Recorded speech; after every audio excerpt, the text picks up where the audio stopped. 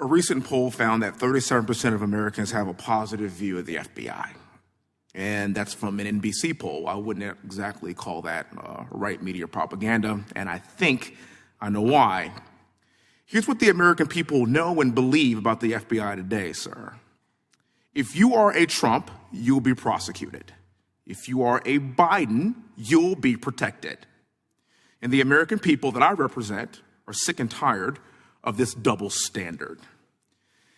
It seems like every single hearing that we have in this room, we talk about the two-tiered justice system of Biden's DOJ and the FBI, and as we were talking earlier, here we are again. President Trump endured an unprecedented raid at his home in Mar-a-Lago. President Biden's home, however, was respectfully browsed.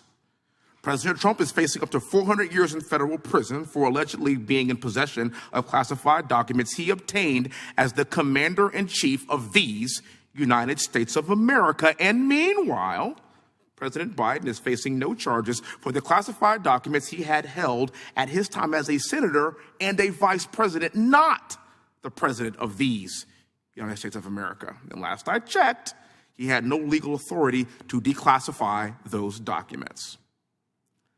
Assuming President Trump was in possession of said classified documents, would those documents be more secure, surrounded by Secret Service at Mar-a-Lago, or in a box, in a garage, behind your Corvette?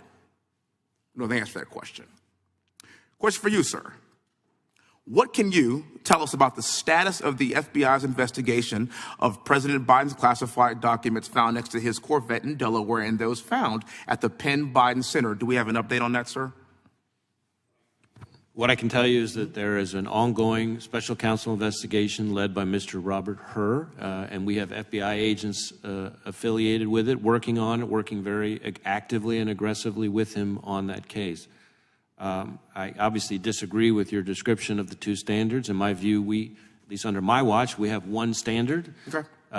And that is we're going to pursue the facts wherever they lead, no matter who likes it. And I add that last part because especially in sensitive investigations, almost by definition, somebody's not going to like it. So I understand, and that's actually why I led with the sentiment of the American people. I understand that's your sentiment. I do want to finish this.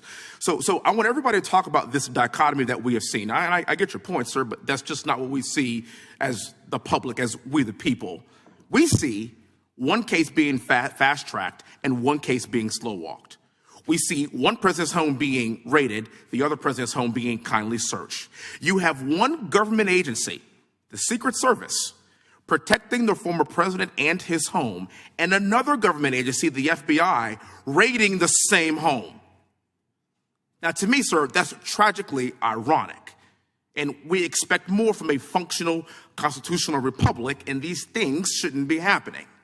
Now, it's my opinion that Joe Biden is the most unpopular president we have seen in a century, and that's why he knows the only way to stop President Trump from beating him in November is by putting him in jail.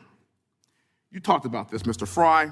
In the 247 years of this existence of this great nation, only one president has ever been indicted by the DOJ and has home raided by the FBI. Now, some have said that President Trump's indictment means that no one is above the law. Okay, all right, I would love to see that. But what about Hillary Clinton? And what about Joe Biden? And what about Hunter Biden, who is America's favorite son? And let me tell you something. I got a 4-year-old daughter and a 2-year-old daughter at my house. Hunter Biden to me is like glitter.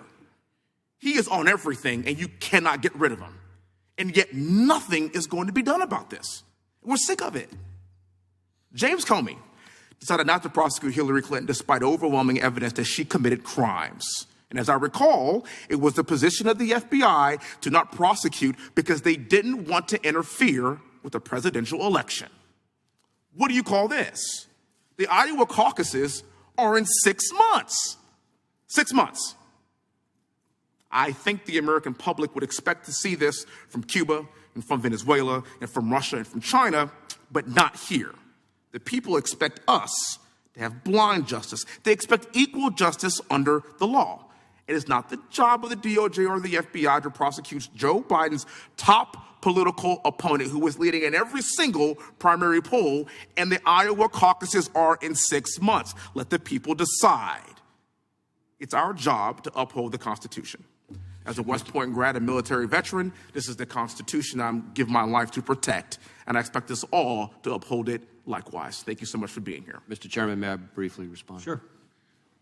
So number one, as to the investigations related to Mrs. Clinton, as you noted, that happened under my predecessor, and I'm not going to attempt to speak for or defend that decision. I recognize that. Second, as to your descriptions of the investigations related to Hunter Biden, as you know, there is an ongoing investigation being led by the Delaware U.S. Attorney appointed by President Trump, and we are actively working on that investigation with him. We look forward to seeing the result of this quickly and swiftly. And third and finally, to your point about the American people and their views, I worry less about NBC polls or polls by any other news outlet, but I will tell you that the number of people in Texas applying to work for us since I've been in this job has gone up 93%, and in fact, I'm not going to quote Matt Gaetz. I heard his response to this earlier. In fact, we have that's great. more applicants from the state of Texas annually in the last several years than any other state in the country. And that makes sense because Texas is the greatest state in the country. Then I think that speaks very well of the view of Texans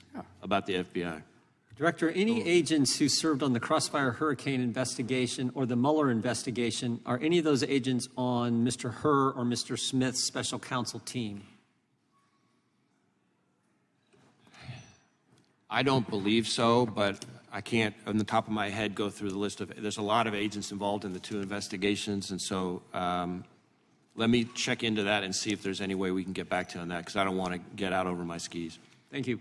Gentleman from Wisconsin is recognized.